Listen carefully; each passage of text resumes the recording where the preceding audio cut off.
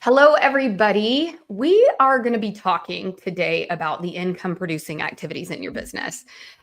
Being my background in sales and in that sort of area, what Sophie and I both recognized with working with clients and just in our communities in general is a lot of people aren't doing the right things. And especially, I know, Sophie, I love when you speak about this, like they're not doing the right things at the right time. So this video is going to be all about, if you're like, why am I not getting more clients? Or how come I'm not getting on enough sales calls or whatever it may be? It's probably because you're not doing some of these things that we're going to be talking about today. And yeah, so let's begin. Yeah. Let's enlighten some people, maybe have some light bulb moments in the next 15 minutes. Gosh. Yeah, for sure. I think, I want to actually, I think this is such an interesting conversation because I think we know so many people do this. And I did this myself. In fact, I thought it was what you were supposed to do. Well, 100% because it's I would, as a salesperson, I would not have hidden.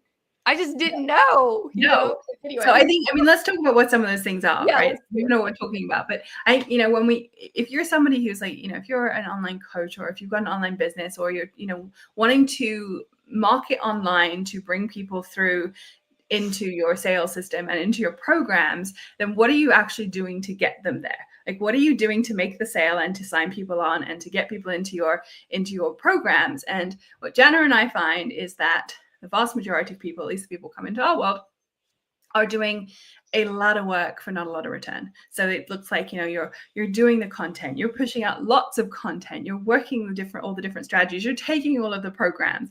It's like you've got probably, I don't even know how many offers are on the table, but probably more than one. Maybe you've got a bunch of low ticket stuff. Like maybe you've got kind of combined low, high, like you're doing all things. Like you're writing the emails, you're growing the list, you're building the funnels, possibly doing it yourself, right? You've got multiple funnels, like all of the things, right? It's a lot.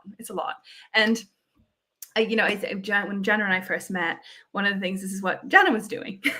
Calling well, I thought that's what I was supposed to do. And I just know, like, as I was saying before, like if somebody who was a sales professional, like knew how to enroll clients for a living, fell for this, then I can't imagine that other people for sure. And I think, and I've said this before and I'll say this again, but it's not surprising that so many people do this because it's what we see, right? We see funnels, and I think this was, I remember you've said this a few times, this is pivotal for you, but when I asked you the question or posed it, I don't even know what I said now, but along lines of, what you're doing is low ticket stuff, but you have a high ticket program.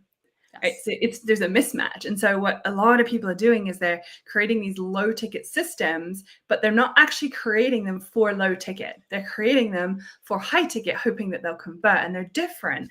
And so, what Jana and I are talking about here is how can you actually strip all of that away and build a high ticket vehicle that allows for you not to have or do any of those things. Absolutely. Because what I find a lot of the clients when they attend our masterclass or our challenge, like the most free outside of like the energetic activations and those things, like the next bit of feedback we hear so much is like, I want it to be simple. I want to just focus. I didn't know. I thought I had to build a list of thousands and thousands and thousands of people, or I thought I had to post 3 to 10 times a day or whatever the going rate is now, or I thought I had to be visible everywhere. And I think you can hear the room. Tell me if you noticed this when you go, no, if you're doing high ticket and let's say you have a 5K or 10K offer, if you want to get to $100,000, that's 10 or 20 people per year. And you can just hear the whole room like, oh my gosh, that doesn't mean I need hundreds of thousands or even tens of thousands of people, No. And it just simplifies. I think it does, completely simplifies. And I think as well, especially when people have been building these lists or building these audiences, when you put it that way, it's all of a sudden like, wait, I've already done the work. It's here. It's in front of me. Like it's already in front of you. How do I access people? How do I make this happen? And that's the beauty of what, we do in these masterclasses, which we'll tell you about in a minute if anyone wants to talk about that. But I think, it's not to say, and I think the important thing in here is like, it's not to say don't do low ticket. It's not to say don't do low to high ticket. It's not to do any of those things. Like I personally have those systems, but they're either different systems entirely, in so much as it's a low ticket engine that is purely just low ticket, and or it's a low to high ticket, but it doesn't have to be the same system as just a high ticket vehicle. And if you do want to integrate it all, you can also do that. But as Jenna and I like to say, build it backwards. Build it backwards, because start with the high ticket. If you, yes, starting in high ticket, because if you go about it that way, then you can far more simply and easily get to 100K. And then you have some money, some funds available for you to hire people to help build the funnel, to hire people to help, post on all the platforms or whatever it is right now that you're going, this is not sustainable, because it's not. It was never meant for just one person. But if we're trying to do the job of, like, I don't know, 5 to 7 different people, it's really hard. Scattered energy gets scattered results. Mm-hmm. And so when we can kind of bring it back to center around 10 to 20 people a year, I think your audience right now. They're right here. I think, you and I were talking about beforehand, and we've spoken about this a lot, but just before this call, and we've spoken about this a lot. And what you just highlighted there is about skills, right? It's like when you are trying to build from low to high, you've got to learn all of those skills, and you're going to probably have more time than money so therefore your time becomes learning the skills to build the engines and be low ticket. Versus when you're like, okay, we're going to do this the high to low route. Well, now I only have a handful of skills that I get to learn. Then I have the money to be able to outsource, and I don't even have to learn those skills. No, there's no reason. There's no reason. I mean, do you think the CEO of Apple, let's say, knows how to build a landing page? Probably not. That's not. And so we have to start thinking like a CEO. And chances are, if you're in this space and if you're in our communities, you are more of that open-hearted entrepreneur, and you do want to work with people in that closer capacity. So it's really like, what are you waiting for? You don't really want to sell them the $97 thing where you never even get to really help guide them through the transformation. Like, everybody I work with is like, no, I want to be in it. Like, I want to be there. I want to support them. That's high ticket. And it's a lot easier of a sales funnel. It's not as tech, copywriting ninja, video editing, real, viral, whatever, all of that stuff. It doesn't have to happen. And that's exactly what I think stalled my business. Those first, I would say year to year and a half I was in the weeds, like you said, trying to learn the skills instead of doing the income producing activities that will actually move the needle. And so I'm sure a lot of you are like, what are they? Stop. What are they? Well, it's so interesting, because I've been experimenting with some things for the last month or so. And I don't think I've posted a single piece of content in three weeks. Wow. My back end funnel has not changed. My income has not dipped, it hasn't spiked either, but I haven't been focusing on that particular piece right now, but it has not changed because of those income producing activities. It's like, what are they? Yes. And it's not content, right?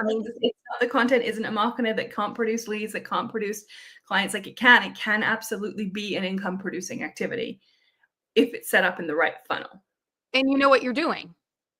And you know how to. That takes time. That's a skill set. And so, I always tell my clients, I'm like, posting quotes, for example, is not going to do it. You know what I mean? And so it's not about being consistent or inspiring and just creating value. It's about understanding how to take people through a sales process, which from somebody like me in the background that I have, that's all about connection and building relationships.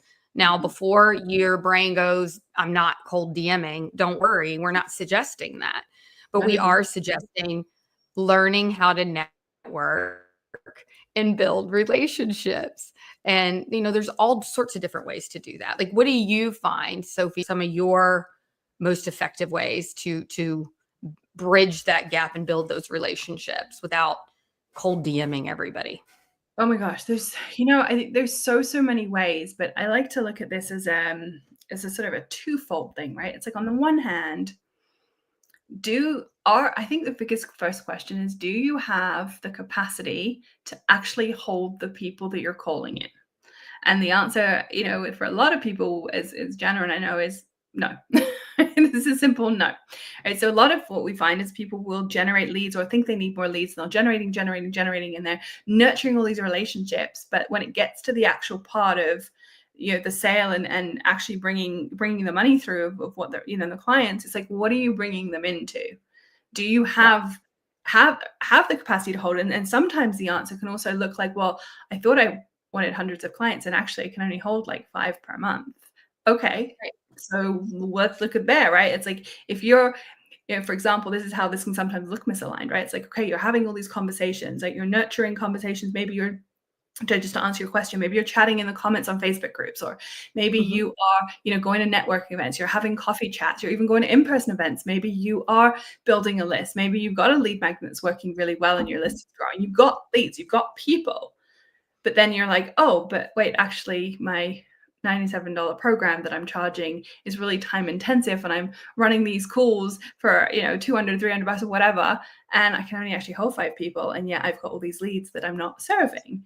Right. Or, this is one example of how this can sometimes look, and sometimes it can show up. But so I think the first question is, what are you actually inviting and calling people into? Are you able to hold them? And then what kind of relationships do you want to build that's going to funnel people into that?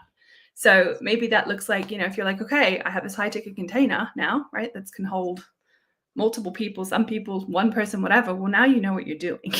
It's like, and how you actually want to nurture that. And, in terms of relationships, it's like, okay, well, who can I help today? Right. I don't ever really know where it's going to go. Like, I don't set out personally to be like, I'm coming in to sell to you today. Right. Like, I'm like, how can I have a conversation, see where it goes? Like, get curious. I'm like, I want to know about you. And I genuinely, when I speak with people, I genuinely want to know about them. Like, I want to know about them. I want to know their story. I want to know. No ulterior motives, right? No, right. It's like, I'm also not closed to, I have a business that's open, right? I think that's the other mistake people make, is that, oh, I don't want to feel too salesy, and I don't want to put too many offers out there because I don't want people to think I'm just about sales. It's like, well, you have a store and like, an online shop essentially, and the doors open. Like, it's kind of weird if you walk into a shop and you can't buy something every day, right? So, and that's actually actual model where you're frenzying people for a one-day sale. But I think there's a fine balance by saying, look, I'm a store, I'm open for business, I have offers, here they are. You can buy them at any point. I'm going to offer them to whoever, like, is a good fit. And also build relationships without being like, I have something to sell, would you like to buy it? Right.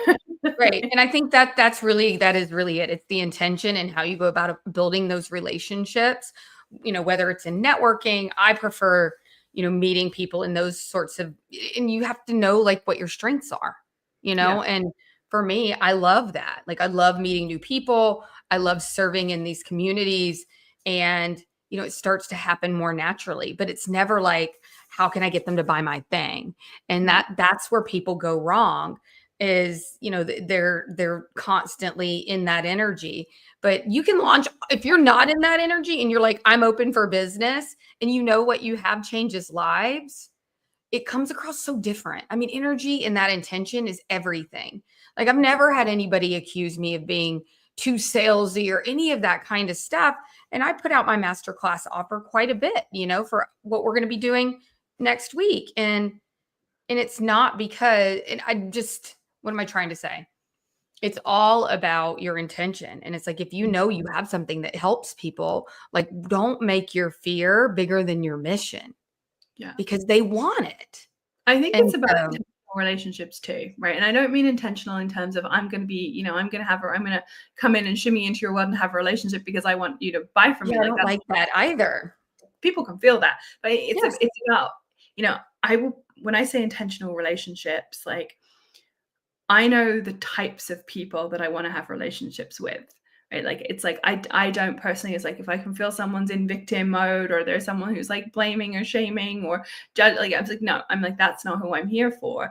But it's like about creating or building relationships with the right people with with the intention of building the relationship with no expectation of where it's going to go, but knowing and trusting that it's going to bloom into whatever it needs to bloom into, whether that And you is, don't know what that is. don't know what that is. That might be them working with me. That might just be working together. There might be something, a referral somewhere. There may be, you know, me working, or, you know, them, me hiring them. Like, I don't know where the relationship's going to go, but I'm going for the intentionality of, is this somebody I want to get to know?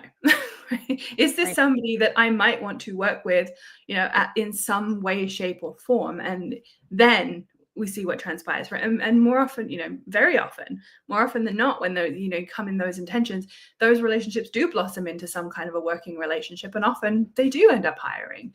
And sometimes it's the other way around. But I think that's there's that too. You know, it's that non-attachment piece, and so, you know, we wanted to just really go into that a little bit today, because clients come from connection and conversation.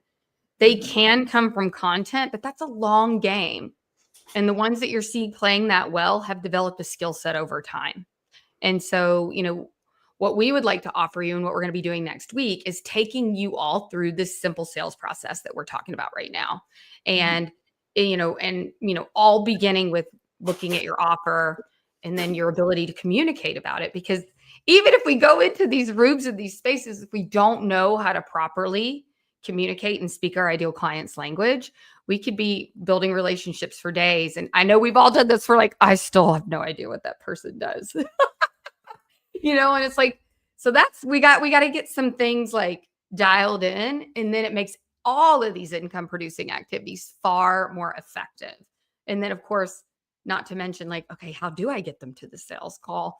And how do I ask for the business without like my voice cracking? And so we're going to be talking about all things simple, like business basic skill sets and energy in our masterclass a week from today. We'll drop all the information in the comments. And is there anything else you wanted to say, Sophie, as we wrap up here?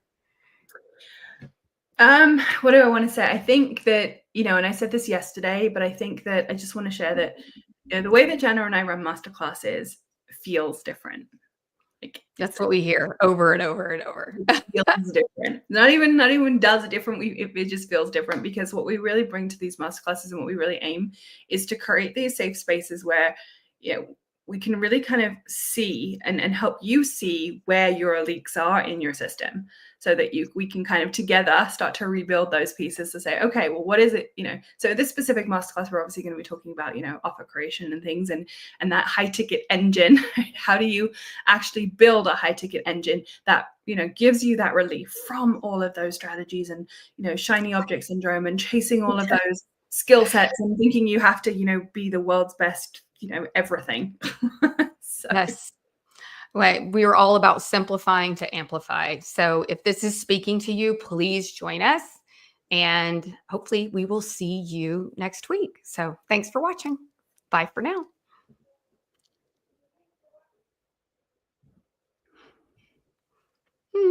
There it goes.